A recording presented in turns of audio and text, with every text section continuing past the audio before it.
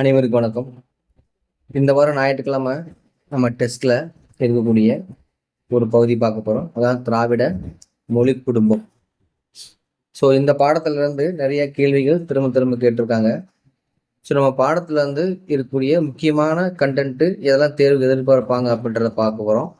அது போக அது சார்ந்த சில தகவலுக்கு என்ன பண்ண போகிறோம் பார்க்க போகிறோம். எல்லாத்தையும் அப்படி லைன் பை லைனாக வாசிக்கல. அந்த பாடத்தில் முக்கியமான நம்ம ஹைலைட் பண்ணியிருக்கோம். அந்த வரியும் என்ன பண்ண போகிறோம், நம்ம டீட்டெயிலாக நம்ம பார்க்க போகிறோம். ஸோ பாடம் தான் திராவிட மொழி குடும்பம் அப்படின்ற ஒரு பாடம். ஸோ இந்த மொழி குடும்பம் அப்படின்றத ஆரம்பிக்கிறதுக்கு முன்னாடி நான் ஒரு கேள்வி கேட்குறேன். ஸோ அந்த கேள்விக்கு நான் பதில் நீங்கள் கமெண்டில் ஆன்சர் பண்ணுங்க. இந்திய அரசியலமைப்பில் மொழி பற்றி எத்தனையாவது அட்டவணையில் குறிப்பிடுறாங்க? இதுதான் கொஸ்டின். கேள்வி புரிஞ்சுக்கிட்டீங்களா? மொழி பற்றி இந்திய அரசியலமைப்புல எத்தனையாவது அட்டவணையில குறிப்பிடுறாங்க? இந்த கேள்விக்கு நம்ம பதில இந்த வீடியோ பாஸ் பண்ணிட்டு கமெண்ட்ல ஆன்சர் பண்ணுவோம். சரி, இப்போ நம்ம போகலாம். ஃபர்ஸ்ட் லைன் பை லைனா பார்க்குற முன்னாடி கண்டென்ட் என்ன இருக்குன்னு பார்க்கலாம். தமிழ் மொழியை இந்தியாவில் பேசப்படும் மொழிகளில் எண்ணிக்கை 1300க்கு மேற்பட்டது அப்படின்னு சொல்றாங்க. ஆனால் இந்திய அரசியலமைப்பால் அங்கீகரிக்கப்பட்ட மொழி அப்படின்னு சொல்லி 22 மொழிகள் நம்ம என்ன பண்ணியிருக்கோம், இந்திய அரசியலமைப்புல குறிப்பிடுறாங்க. அதை நம்ம படிச்சிருக்கோம் நம்ம அதை. ஆனால் பொதுவாக இந்தியாவில் பேசப்படும் மொழிகள் எண்ணிக்கை 1300க்கு மேற்பட்ட மொழிகள் அப்படின்னு சொல்றாங்க. இந்த மொழிகள் 4 மொழி குடும்பங்களாக பிரிச்சுக்கிறதா சொல்றாங்க. ரொம்ப முக்கியமானது, 4 மொழி குடும்பங்களாக பிரிச்சிருக்காங்க. அது என்ன? இந்தோ ஆசிய மொழிகள், திராவிட மொழிகள், ஆஸ்திரோ ஆசிய மொழிகள், சீன திபெத்திய மொழிகள்.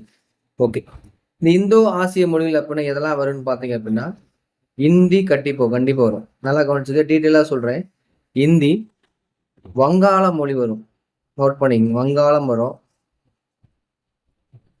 மராத்தி, குஜராத்தி வரும். இது போன்றவைகள் இது இந்தோ ஆசிய மொழியில வரும். மராத்தி, குஜராத்தி வரும். நோட் பண்ணிட்டீங்களா? இது இந்தோ ஆசிய மொழியில. திராவிட மொழிகள் நமக்கு தெரியும். தமிழ், தெலுங்கு, கன்னடம், மலையாளம் திராவிட மொழிகள். ஆஸ்திரோ ஆசிய மொழிகள் அது எது வரும் பார்த்தீங்க அப்படின்னா, சந்தாலி,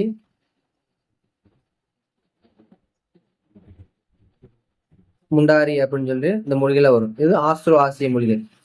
சீன திபெத்திய மொழி எது வரும் பார்த்தீங்கன்னா, போடோ, மணிப்பூரி. இதெல்லாம் சீன திபெத்திய மொழியில் வரும். இது ஏன் விளக்கமா சொல்றோம்னா, பள்ளி புக்கை தாண்டி வெளியே ஒரு கேள்வியில் கேட்கணும் அப்படின்னு முடிவு எடுத்தாங்க அப்படின்னா இந்த மாதிரியோட கேட்கலாம்.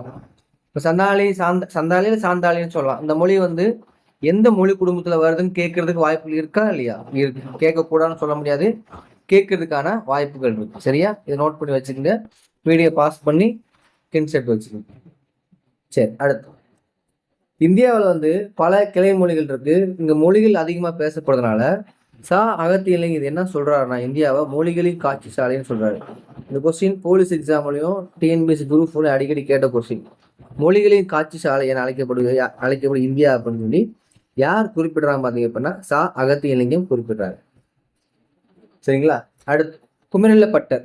ஸோ இந்த குமரில்லப்பட்டர் ஃபர்ஸ்ட் யாருன்னு பார்க்கலாம். இவர் கிபி 7ஆம் நூற்றாண்டை சார்ந்தவர். எந்த நூற்றாண்டை சார்ந்தவர்? கிபி 7ஆம் நூற்றாண்டை சார்ந்தவர் தான் அந்த குமரில்லப்பட்டர். இவர் பாத்தீங்க அப்படின்னா, மீமாம்சை கொள்கைன்னு சொல்லுவாங்க இல்லையா? நீங்க படிச்சிருக்கீங்கன்னு தெரியல. மீமாம்சை கொள்கைன்னு சொல்லுவாங்க. மீமாம்சை கொள்கை கொண்டவர் தான் இந்த குமரில்லப்பட்டர். அதாவது புத்த சமண கொள்கையும் என்ன பண்ணிருப்பாரு, எதிர்த்திருப்பார். அவர் தான் யாரும் குமரில்லப்பட்டர். இந்த 2 பாயிண்ட் நீங்க எடுத்து வச்சுக்கோங்க. கேள்விகள் குரூப் 1 லெவலில் கேட்டாங்கன்னா நம்மளுக்கு கொஞ்சம் புரியுற மாதிரி நம்ம எடுத்து வச்சுக்கணும். என்ன சொல்றாரு? திராவிடம் என்னும் சொல்லி முதல்ல குறிப்பிட்டாரு குமரில்லப்பட்டர்னு சொல்றாங்க. ஓகேவா? சரி, அடுத்து ஹீராஸ் பாதிரியார் இந்த திராவிட மொழி திராவிடம் அப்படின்றது எப்படி பரிணாம வளர்ச்சி அடைஞ்சு பார்த்தீங்கன்னா, தமிழ்ல இருந்து தான் சார் வந்திருக்கு அப்படின்னு சொல்றாங்க. எப்படி வருது? தமிழ், தமிழா எப்படி ஆக வச்சுக்கிறது? ஃபர்ஸ்ட் பாருங்க, எப்பயுமே இந்த தமிழ் வரிசையா இருக்கும். தமிழ் 3 வரிசையா இருக்கும். இல்லு நெடிலா மாறுது, அடுத்து லா மாறுது. இதை மட்டும் ஈஸியா மனப்பாடம் பண்ணி வச்சுக்கோங்க. அடுத்து திராவிட, திறமிலா, இட்டு, திரமிலா, டீரா, இட்ரா, அவ்வளவுதான். அடுத்து திராவிடா, தீயா மாறும். ஸோ இந்த மாதிரி ஒரு 2-3 வாட்டி ப்ராக்டிஸ் பண்ணீங்க அப்படின்னா இது வந்துடும். எப்படி கேள்வி கேட்பாங்க அப்படின்னா, இதை ஆர்டர் வைஸா மாற்றி மாற்றி வச்சு இதை ஆர்டர் வைஸா கொண்டு வாங்கன்னு சொல்லுவாங்க. புரியுதா? இந்த மாதிரி சஃபிள் பண்ணி வச்சிருவாங்க. நீ ஆர்டர் வைஸா வரிசைப்படுத்த கூட கேட்க வாய்ப்புகள் இருக்கு. ஓகேவா? சரி, அடுத்து இந்த இடத்துல வில்லியம் ஜோன்ஸ் என்ன சொல்றாருன்னா, வடமொழிகளை ஆராய்ந்து மற்ற ஐரோப்பிய மொழிகளோடு தொடர்புடையது வடமொழி என முதல்ல குறிப்பிடுறாரு. புரியுதா? இது தொடர்ந்து 1916ஆம் ஆண்டு பேராசிரியர்கள் பாப் ராஸ் கிரீக் முதலானவர்களும் மொழி சார்ந்த பல ஆய்வுகள் மேற்கொள்ளப்பட்டன அப்படின்னு சொல்றாங்க. இது நோட் பண்ணி வச்சுக்க. அந்த கேள்வி ஆங்கிலம் வரக்கூடியது. அப்புறம் பிரான்சிஸ் எல்லிஸ் என்பது என்ன சொல்றாருன்னா, தமிழ், தெலுங்கு, கன்னடம், மலையாளம் இதெல்லாம் நம்மளுடைய திராவிட மொழிகள். சரிங்களா? இது என்ன செய்யுது? இந்த மொழிகளை பாருங்க ஒப்புமைப்படுத்தி ஆய்ந்து இவை தனியொரு மொழி குடும்பத்தை சேர்ந்தவை என்று கருத்துகிறார். யாரு சொல்றா? பிரான்சிஸ் எல்லிஸ் சொல்றாங்க. என்ன சொல்றாங்க? 4 மொழியும் ஒப்புமைப்படுத்துறாரு. இதெல்லாம் தனி மொழி குடும்பத்தை சார்ந்தது அப்படின்னு சொல்றாரு. இம்மொழிகளை ஒரே இனமாக கருதி ரொம்ப இம்பார்ட்டன்டான கொஸ்டின், தென்னிந்திய மொழிகள் என பெயரிட்டார். இந்த மொழிகள் யாரு? Francis Ellis. இங்க பார்த்த மாதிரி அவரே தான், பிரான்சிஸ் எல்லிஸ் தென்னிந்திய மொழிகள் பெயரிட்டார். இதனையொட்டி மால்தோ தோடா கோண்டி, மால்தோ நம்ம படிச்சிருக்கோம், இந்த பாக்ஸ்ல படிச்சோம். இது வட திராவிட மொழி. மால்தோ, தோடான்றது தென்னிந்திய மொழி, கோண்டின்று நடுத்திராவிட மொழிகள். இதை நம்ம படிச்சிருந்தான். அந்த மொழிகளெல்லாம் ஆய்வு செஞ்சிருக்காங்கன்னு சொல்றாங்க. போக்கன் என்பார் இம்மொழிகள் அனைத்தையும் இணைத்து தமிழியன் என பெயரிட்டதோடு ஆரிய மொழியிலிருந்து இவை மாறுபட்டவை என்றும் கருதினார். மார்க்ஸ் முல்லரும் இதே கருதினார். அவரும் இதே கருத்தை கொண்டிருக்கான்னு சொல்லுவாங்க. பாரு, ஆங்கிலேயர் நம்ம தமிழ் மொழி ரொம்ப ஆராய்ச்சி பண்ணியிருக்காங்க. ஸோ இந்த பாராகிராஃப் ரொம்ப இம்பார்ட்டன்ட். அடுத்து பாருங்க, 1856ஆம் ஆண்டு திராவிட மொழி ஒப்பிலக்கணம் என்ற நூலில் கால்டுவெல் என்ன சொல்றாருன்னா, இதுல இந்த இயரும் இந்த நூல் ரொம்ப இம்பார்ட்டன்ட், ஆசிரியர் ரொம்ப இம்பார்ட்டன்ட். திராவிட மொழிகள் ஆரிய மொழி குடும்பத்திலிருந்து வேறுபட்டவை எனவும் இம்மொழிகள் சமஸ்கிருத மொழிக்குள்ளும் செல்வாக்கை செலுத்தியுள்ளன எனவும் குறிப்பிடுகிறார். புரியுங்களா? யார் கேட்கலாம், இந்த கூட்டுறவை கொடுத்து யாரு சொன்னான்னு கேட்கலாம். யார் சொல்லிருக்கா? ராபர்ட் கால்டுவெல் என்ன பண்ணிருக்காரு? இதை சொல்லியிருக்காரு. இந்த கொஸ்டின் ப்ரீவியஸ் கொஸ்டின்ல கேட்ட கொஸ்டின். சரிங்களா? இப்போ மீனாட்சிந்திரான கொஸ்டின் கேட்டிருப்பாங்க. இதே பாராட்டு கொடுத்துருப்பாங்க. கால்டுவெலுக்கு பின்னர் ஸ்டெனக்கனோ, KV சுப்பையா, LV ராமசாமி, பரோ, எமினோ, கபிலசோமில், ஆந்திரனோ, தேப்போ மீனாட்சிந்திரம் முதலான அறிஞர்கள் திராவிட மொழிகளின் ஆய்விற்கு பங்களிப்பு செய்வதில் குறிப்பிடத்தக்கவர்கள். இது ப்ரீவியஸ் கொஸ்டின்ல கேட்ட கொஸ்டின்ப்பா. இது தேப்போ மீனாட்சிந்திரன் ஆப்ஷன்ல வச்சு என்ன பண்ணிருக்காங்க? அந்த கொஸ்டினை கேட்டிருக்காங்க. சரிங்களா? சரி, அடுத்து நம்ம அந்த பாக்ஸ்ல பார்க்கலாம். தென் திராவிட மொழிகள், நடு திராவிட மொழிகள், வட திராவிட மொழிகள் பாக்ஸ்ல பார்க்கலாம். ஓகேவா? சரி, இங்க பாருங்க. இது ரொம்ப ரொம்ப இம்பார்ட்டன்டான ஒரு ஏரியா. திரும்ப திரும்ப கேட்கக்கூடிய வாய்ப்புகள் இருக்கு. நல்லா கவனிங்க. இது 3மே நீங்க படிக்கணும் அவசியம் கிடையாது. நீங்க 3 படிக்க கிடையாது. கண்டிப்பா அந்த வட திராவிட மொழிகள் கம்மியா தான் இருக்கு. 1, 2, 3 மொத்தம் கம்மியா தான் நீங்க படிச்சுக்கலாம். இதுல பாத்தீங்கன்னா 9 இருக்கும். 1, 2, 3, 4, 5, 6, 7, 8, 9 மொழிகள் இருக்கு. சரிங்களா? இந்த 2 மொழி என்ன பண்ணிக்கங்க? மனப்பாடம் பண்ணி, வேறு வழியில் மனப்பாடம் பண்ணி தான் ஆகணும். இது 2 படிச்சிங்க அப்படின்னா என்ன பண்ண நடுத்துற ஆப்ஷன் வச்சு என்ன பண்ணிக்கலாம்? நீங்க நோட் பண்ணிக்கலாம். ஓகேவா? சரி, இப்போ நீங்க இதெல்லாம் மனப்பாடம் பண்ற பகுதி மனப்பாடம் பண்ணி பார்க்கணும். ஒரு ஆர்டர் வைஸா இப்போ தமிழ், தெலுங்கு, கன்னடம். தெலுங்கு மட்டும் எங்க வந்து நடு திராவிட மொழிக்கு வந்துடும். சரி, எங்கெல்லாம் பேசுறாங்க பாத்தீங்கன்னா, தென் திராவிட மொழி எங்க பேசுறாங்க? தமிழ்நாட்டுல பேசுவாங்க. சரிங்களா? தென் திராவிட மொழி. வேற எங்க பேசுவாங்க? புதுச்சேரியில பேசுவாங்க. புதுச்சேரி. அடுத்து கேரளா. கேரளா, மலையாளம், கேரளா. அடுத்து எங்க பேசுறாங்க? கர்நாடகால பேசுறாங்க. இதெல்லாம் எங்க பேசுறாங்க. நடுத்தரோட மொழி பேசுறாங்க. தெலுங்கு இருக்கா? ஆந்திராவிலும் பேசுவாங்க, வேற தெலுங்கானாலும் பேசுவாங்க. வேற எங்க பேசுறாங்க? மகாராஷ்டிரா, ஒரிசா. மகாராஷ்டிரா, ஒடிசால பேசுவாங்க. சரியா? வடதரோட மொழிகள் ஜார்க்கண்ட்ல பேசுறாங்க. ஜார்க்கண்ட், சத்தீஸ்கர், பீகார், மேற்கு வங்கத்துல இந்த வடதரோட மொழிகள் பேசுறாங்க. மேற்கு வங்கம் பேசுறாங்க. சரிங்களா? எல்லாம் டீட்டெயிலா கூட்டுக்குள்ள போனாங்கன்னா கேட்கலாம். எப்படி கேட்கலாம்? ஜார்க்கண்ட், சத்தீஸ்கர் ஆகிய மாநிலங்களில் வட திராவிட மொழிகள் பேசப்படுகிறது கூட்டுறது கேட்கலாம். நம்ம எங்க தேடிட்டு இருக்குது? இதெல்லாம் எக்ஸ்ட்ரா நாலேஜ் நம்ம படிச்சு வச்சுக்கணும். சரிங்களா? சரி, அடுத்து பாருங்க. கீழே கொடுத்துருக்காங்க பாருங்க. மேலுள்ள பட்டியலில் உள்ள 24 மொழிகள் தவிர அண்மையில் கண்டறியப்பட்ட எருகலா, தங்கா, குறும்பா, சோழிகா ஆகிய 4 மொழிகளையும் சேர்த்து திராவிட மொழிகள் மொத்தம் 28 மொழிகள் என்றும் கூறுவர் அப்படின்னு சொல்றாங்க. சரியா? இந்த ஏரியாவும் ரொம்ப ரொம்ப இம்பார்ட்டன்டான ஒரு ஏரியான்னு பார்க்க பாருங்க. சரி, அடுத்து பாருங்க. இது மனப்பாடம் பண்ற ஏரியா தான். அடிச்சொல் திராவிட மொழிகள். இந்த அடிச்சொல் அப்படின்றது பொதுவாகவே வந்து ஒரு பொதுவாக அடிச்சொற்கள் தமிழ் மொழி கொண்டு இருக்குன்னு சொல்லுவாங்க. இந்த இதுல இருந்து தான் வந்திருக்குன்னு சொல்லுவாங்க. சரி, இதுல தான் அடிச்சொல்லி நம்ம தமிழ் மொழி தான் சொல்லுவாங்க. இப்ப கண் பாருங்க, இதுல இருந்தே பாருங்க, கண்ணு, கண்ணு, கண், எண் அப்படின்றது இதே இதை நம்ம பார்த்தாலே தெரியும் எங்க இருந்துதான் அந்த வார்த்தை உருவாக்கி வந்திருக்குன்னு தெரியும். சரிங்களா? ஸோ இது எல்லாத்தையும் மனப்பாடம் பண்ண மாசா அப்படின்னா நீங்க ஒரு குறிப்பிட்டது எப்பயுமே மனப்பாடம் பண்ணி பழகிக்கணும். மற்றெல்லாம் பண்ண ஆப்ஷன்ல வச்சு அடிக்கிற மாதிரி பார்த்துக்கணும். நம்ம அதை படிச்சிருக்கோம், அது இல்லை, அது ஆப்ஷன் ஏதாவது இருக்குன்ற மாதிரி எலிமினேட் பண்ணி பழக தெரியணும். அதே மாதிரி தான் எண்ணு பேர்கள் 3 தான் நம்ம தமிழ் சொற்கள். அதுல நான் 3, 3, 3, 3 உருவாயிருக்கு. சரியா? ஏதாவது 3 மனப்பாடம் பண்ணி வச்சுக்கோங்க. மற்ற என்ன பண்ணி வச்சுக்கணும், இது ஆப்ஷன் வச்சு என்ன பண்ண கலக்கிற மாதிரி பார்த்துக்கணும். சரிங்களா? சரி, அதே மாதிரி தெரியுமான்ற பகுதியில் கால்டூர் ஒரு கூட்டு சொல்லியிருக்காரு. தமிழ் மொழி வடமொழியின் மகள் என்று, அது தனியொரு குடும்பத்திற்கு உரிய மொழி. சமஸ்கிருத கலப்பின்றி அது தனித்து இயங்கும் ஆற்றல் பெற்ற மொழி. தமிழுக்கும் இந்தியாவின் பிற மொழிக்கும் தொடர்பு இருக்கலாம் தவிர என்ன சொல்றது, வடமொழியோட பிறந்த மொழி இல்ல, இது தனி மொழி குடும்பத்தை சார்ந்தது அப்படின்ற மாதிரி கருத்தை பதிவு பண்றாரு. ஓகே, அடுத்து குறில் நெறி வேறுபாடுகள். திராவிட மொழிகளின் உயிரெழுத்துக்களில் உள்ள குறில் நெறி வேறுபாடுகள் பொருளை வேறுபடுத்தும் துணை செய்கின்றன. கண்டிப்பா இப்ப நம்ம அழுத்தி சொல்லும் போது ஒரு வார்த்தையும் அது சாதாரண குரலில் சொல்லும் போது ஒரு வார்த்தையோட பொருள் வேறுபடுன்றது நம்ம தமிழ் மொழி இருக்கின்ற பார்த்துக்கலாம். அதை எடுத்துக்கிட்ட அடி, ஆடி. அடினா ஒரு நம்ம நடக்கிற அடின்னு சொல்லலாம், இல்லை அளக்கிறத கூட சொல்லலாம். ஆடின்றது ஒரு மாதத்தை கொடுக்கலாம், இந்த மாதிரி நடனம் கூட சொல்லலாம், ஏதாவது சொல்லலாம். அப்போ அந்த அந்த குறில் நெறியில் கூட நம்ம பொருள் வேறுபடுதுன்ற மாதிரி சொல்றாங்க. சரிங்களா?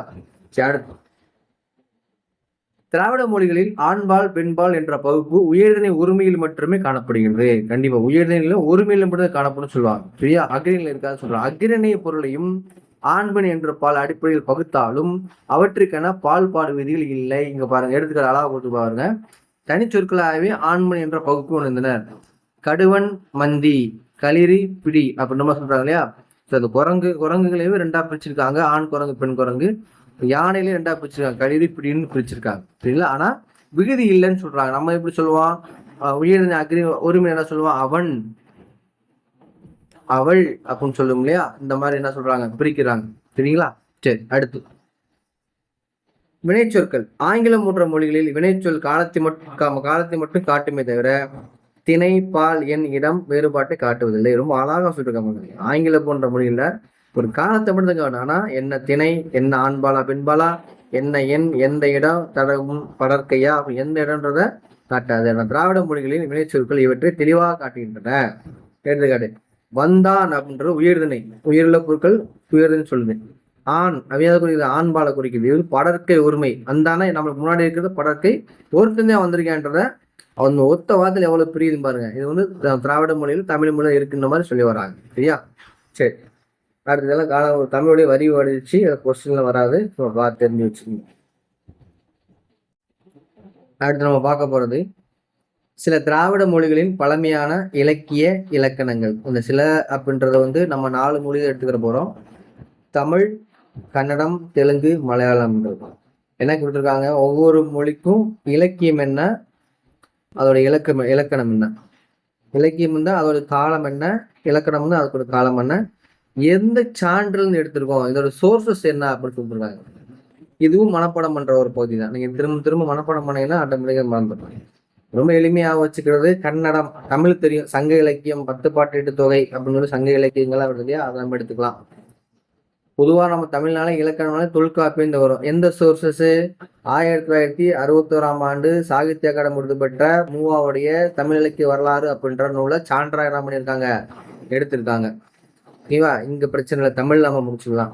கன்னட பொறுத்தளவுக்கு இலக்கியம் ஒண்ணுதான், இலக்கணமும் ஒண்ணுதான். ரெண்டுமே கானா, இங்க கவிராஜான்றது ரெண்டுமே காமனான இயர்ஸ் தான். 9ஆம் நூற்றாண்டு தான்.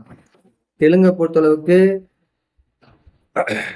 இலக்கிய பொறுத்தளவுக்கு பாரதம், இலக்கணத்தை பொறுத்தளவுக்கு ஆந்திரா பாஷா பூஷணம். எங்கேயுமே ஆந்திரா, தெலுங்குனாலே ஆந்திரா தான். ஆந்திரா பாஷா பூஷன் இலக்கணம் எடுத்துக்கலாம். ஸோ ஃபர்ஸ்ட் இலக்கியம் வந்து ஃபர்ஸ்ட் தான் வரும், அதுக்கப்புறம் இலக்கணம் வரும். இங்க 12ஆம் நூற்றாண்டு. இது ரெண்டுமே காமனா எந்த சோர்சஸ் எடுத்திருக்காங்கன்னா, இந்திய இலக்கண கொள்கைகளின் பின்னணியில் தமிழ் இலக்கணம் அப்படின்ற சேவை சண்முகம் அவருடைய புக்கில் என்ன பண்ணியிருக்காங்க, ஏதாவது சோர்ஸ் எடுத்திருக்காங்க. இறுதியாக மலையாளம்ன்றது ராமசரிதம், இங்க லீலா திலகம் அப்படின்றது 12ஆம் நூற்றாண்டுல இலக்கியம் உருவாது, 15ஆம் நூற்றாண்டுல இலக்கணம் உருவாது. சோர்ஸா மலையாள இலக்கிய வரலாறு அப்படின்ற சாகித்ய அகாடமி பெற்ற நூல் என்ன பண்ணியிருக்காங்க, எடுத்திருக்காங்க. ஒரு வாட்டி என்ன, இதெல்லாம் முக்கியமான ஏரியா, ஃபார்முலா மாதிரி மனப்பாடம் பண்ணி வச்சுக்கணும். அடுத்து திராவிட மொழிகளும் சொல் ஒற்றுமை. இப்ப நம்ம ஒரு தமிழ் மொழியில இங்க அடிச்சுருக்கள் பார்த்தோம் இல்லையா, அந்த மாதிரி இங்க இருந்து ஒரு சொல்லு வந்து எல்லா இடத்துல ஒரே மாதிரி இருக்கா அப்படின்றத பாக்குறாங்க.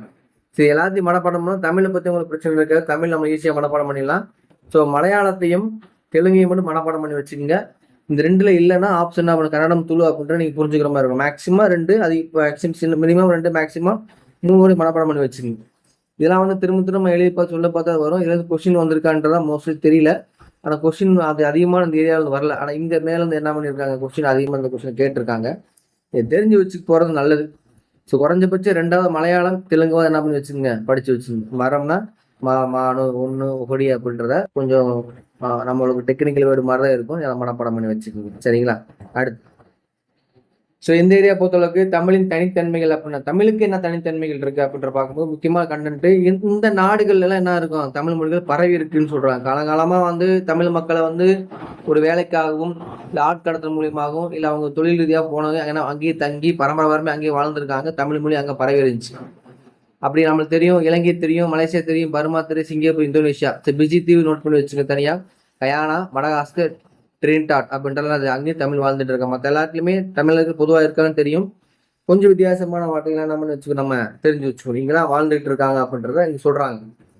அடுத்து இதை நம்ம கீழே பார்க்க முன்னாடி ஒரு பணத்தாள்ல மொரீசியஸ், இலங்கை அப்படின்ற இந்த 2 நாட்டுல பணத்தாள்ல தமிழ் மொழி இடம்பெற்றிருக்கு. ரொம்ப முக்கியமான அதிக முறை கேட்கப்பட்ட கேள்விகள். சரியா?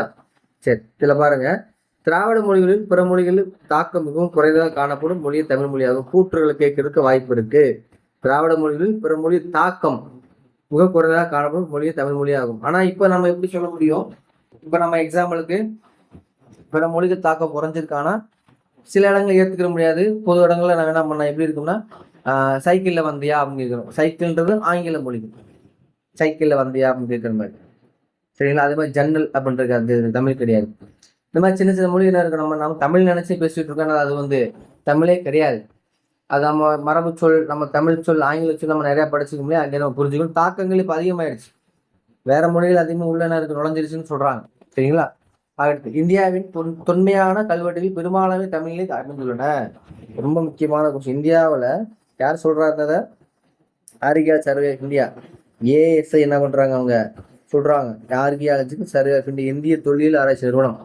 இந்தியாவில் தொன்மையான கல்வெட்டுகள் பெரும்பாலும் எந்த மொழியில் இருக்கு, தமிழ் மொழியில தான் இருக்குன்னு சொல்றாங்க. சரியா?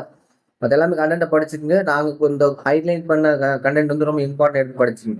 சரிங்களா? இதுல அவ்வளவுதான், இந்த பாடத்தை பொறுத்தளவுக்கு அவ்வளவுதான். சரிங்களா? ஸோ இப்போ பள்ளி புக்கை தாண்டியுமே நம்ம சில விஷயங்கள் சொல்லியிருப்போம், அது எப்படி படிக்கணும்னு சொல்லியிருப்போம். சில எக்ஸ்ட்ரா சில கருத்துகள் அதை பற்றி நம்ம பேசியிருப்போம். சரிங்களா? வீடியோ பாஸ் பண்ணி நம்ம வச்சுக்கோங்க, நோட்ஸ் எடுத்து வச்சுக்கோங்க. ரொம்ப முக்கியமானது, நம்ம ஒவ்வொரு வாரமும் டெஸ்ட் நடத்திட்டு இருக்கோம். டெஸ்ட் நடத்துகிற நோக்கம் வந்து நாலேஜை வளர்த்துக்கணும். வெண்பா கடை மாணவர்களுக்கு வந்து எக்ஸாம் ஹாலில் எந்த கொஸ்டின் கொடுத்தாலுமே ஹேண்டில் பண்ணுற கெப்பாசிட்டி இருக்கணும். சிலபஸ் முடிக்கிறோம், ரெண்டாவது பட்சம் ஒரு கேள்வித்தாளை அப்ரோச் பண்ணுறதுக்கு நீங்கள் என்ன பண்ணணுங்க, தகுதியை வளர்த்தே வரணும். அதுக்கு அதிகமாக நம்ம வாசிக்கணும். நம்ம டெஸ்ட் பேட்ச், உங்களுடைய டார்கெட் வெண்பாக நடத்தக்கூடிய வார ஞாயிற்றுக்கிழமை டெஸ்ட் பேட்சில் உங்களோட மதிப்பெண் 80% to 80% நீங்கள் எடுத்துட்டீங்கன்னா தமிழ்நாட்டில் நீங்கள் பாஸ் பண்ண லிஸ்ட்டில் வந்திருக்கீங்கன்னு அர்த்தம். சரிங்களா? ஸோ டெஸ்ட் பேட்ச் சம்மந்தமாக ஏதாவது டவுட்னா கால் பண்ணுங்கள். உங்கள் நண்பர்கள் யாராவது வந்து டெஸ்ட் பேட்ச் ஜாயின் பண்ணுறோன்னு சொன்னாங்க அப்படின்னா இந்த நம்பருக்கு கான்டாக்ட் பண்ண சொல்லுங்கள். சரிங்களா? நன்றி. மீண்டும் அடுத்த வீடியோவில் சந்திப்போம்.